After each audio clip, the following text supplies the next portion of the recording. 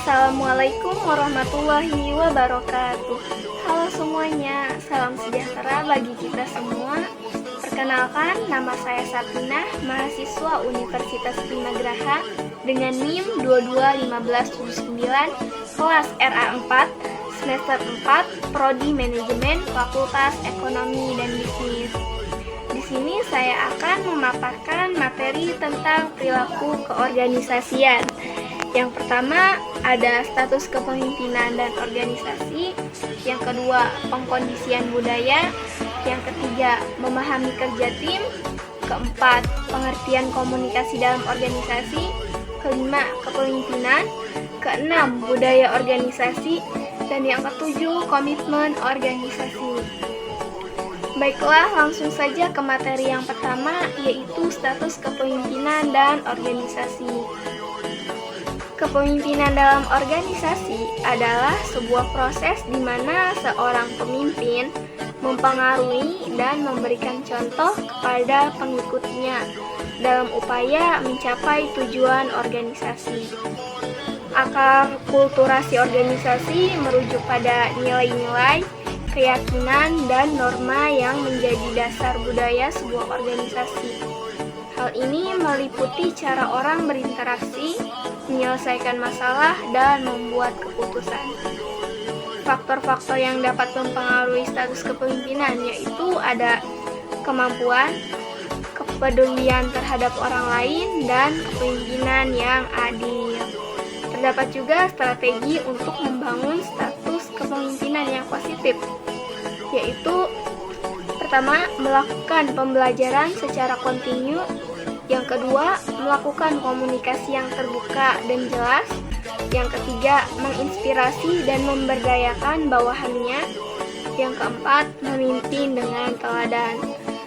Ada juga tantangan dalam memperkaya status kepemimpinan, yaitu ada persaingan, menjaga kualitas, kemampuan dalam beradaptasi, dan kerjasama tim. Nah, jadi sangat penting membangun kepemimpinan yang positif. Kepemimpinan yang membangun hubungan yang baik dan memberdayakan anggota tim adalah kunci dari keberhasilan sebuah organisasi tersebut. Baik, lanjut materi yang kedua, yaitu tentang pengkondisian budaya. Pengkondisian budaya merujuk pada proses di mana nilai-nilai, keyakinan, dan perilaku diterapkan dan dipertahankan masyarakat. Hal ini dapat melibatkan pengaruh dari institusi, keluarga, media, serta interaksi sosial. Apa itu budaya? Budaya merujuk pada cara hidup suatu kelompok masyarakat, termasuk nilai-nilai, kepercayaan, adat istiadat, dan tradisi mereka. Budaya juga mencakup bahasa, makanan, pakaian, seni, musik, dan segala hal yang menjadi identitas suatu kelompok masyarakat. Perubahan budaya disebabkan oleh beberapa faktor, yaitu pertama, pengaruh globalisasi, kedua, perubahan nilai, ketiga, pengaruh generasi muda. Pengaruh budaya dalam masyarakat. Budaya memiliki pengaruh yang besar dalam membentuk norma-norma sosial dan interaksi anggota masyarakat, dari sistem nilai hingga kebiasaan sehari-hari. Budaya turut membentuk cara masyarakat berperilaku dan berinteraksi. Budaya dibagi menjadi beberapa kelompok, yaitu ada budaya barat, budaya timur, dan budaya populer. Faktor-faktor yang membentuk budaya yaitu ada nilai-nilai, tradisi, teknologi, dan juga lingkungan. Peran budaya dalam pembangunan sosial yaitu mempertahankan identitas, menginspirasi pendidikan, sebagai penggerak ekonomi, memperkuat solidaritas sosial. Lanjut materi yang ketiga, yaitu tentang memahami kerja tim. Kerja tim adalah pemahaman mengenai cara tim bekerja bersama untuk mencapai tujuan bersama. Ini melibatkan kolaborasi, komunikasi yang efektif, dan memahami peran masing-masing anggota tim. Strategi untuk memastikan pemahaman yang sama dalam tim yaitu ada komunikasi yang efektif, menyediakan pelatihan, dan sinkronisasi tujuan. Contoh target capai yang kerja tim yang efektif, yaitu ada pertumbuhan, strategi inovatif, keterlibatan karyawan, dan efisiensi operasional. Terdapat juga tantangan dalam memahami dan mencapai target capaian kerja tim, yaitu komunikasi, konflik peran, dan takut untuk gagal. Pemahaman yang jelas terhadap target capaian kerja tim adalah kunci keberhasilan.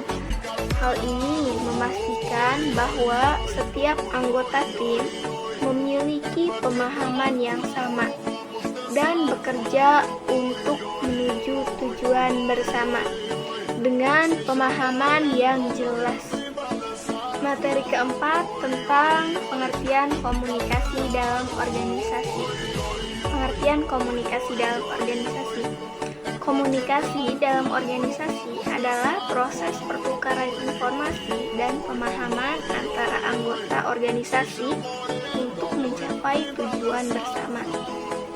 Faktor-faktor yang mempengaruhi komunikasi yaitu ada kondisi lingkungan, gaya komunikasi, status, dan kekuasaan.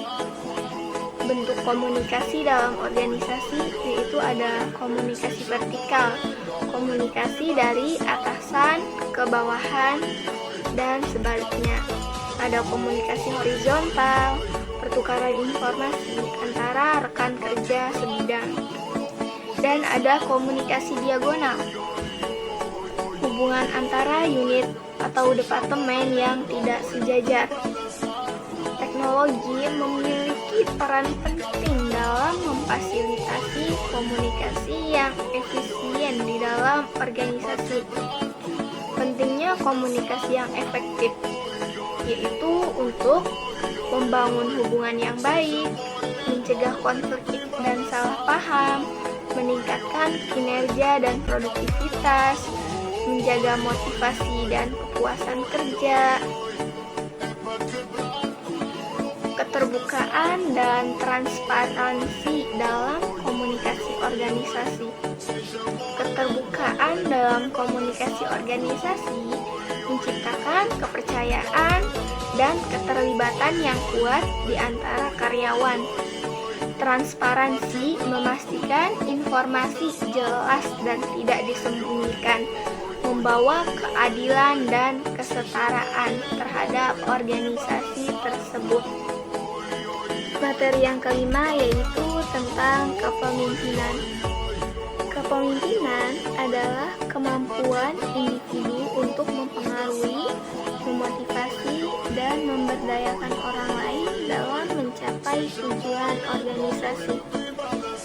Seorang pemimpin harus mampu menggerakkan bawahannya untuk bekerja secara efektif dan efisien demi mencapai visi dan misi organisasi. Pentingnya kepemimpinan dalam organisasi. Kepemimpinan merupakan elemen vital dalam mencapai kesuksesan organisasi. Pemimpin yang efektif dapat menggerakkan tim, mengembangkan budaya yang produktif, dan menavigasi organisasi melalui tantangan. Kepemimpinan yang kuat memberikan arah, memotivasi karyawan, dan memberdayakan anggota tim untuk mencapai tujuan bersama. Faktor-faktor yang mempengaruhi kepemimpinan yaitu ada kepribadian, budaya organisasi, pengalaman, dan tuntunan lingkungan. Tipe kepemimpinan. Tipe kepemimpinan terbagi menjadi 3, yaitu yang pertama kepemimpinan otoriter, yang kedua kepemimpinan demokratis, yang ketiga kepemimpinan laissez-faire. Gaya kepemimpinan. Gaya kepemimpinan juga terbagi menjadi 2, yaitu gaya kepemimpinan transnasional dan gaya kepemimpinan transaksional. Baik, lanjut materi yang ke-6 yaitu memahami budaya organisasi. Budaya organisasi merupakan nilai-nilai, keyakinan keyakinan dan sikap yang dianut bersama oleh seluruh anggota organisasi.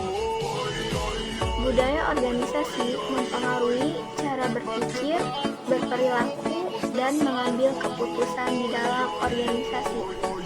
Budaya organisasi didefinisikan sebagai sistem nilai, kepercayaan, dan norma bersama yang dianut oleh anggota organisasi. Hal ini mempengaruhi cara berpikir, berperilaku, dan mengambil keputusan organisasi.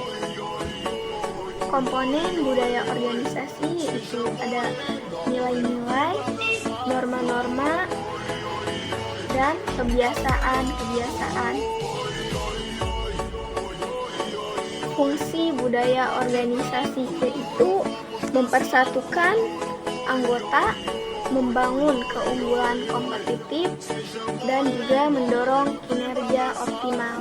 Terdapat juga faktor-faktor yang mempengaruhi budaya organisasi, yaitu kepemimpinan, teknologi dan lingkungan, sejarah dan tradisi, karakteristik anggota.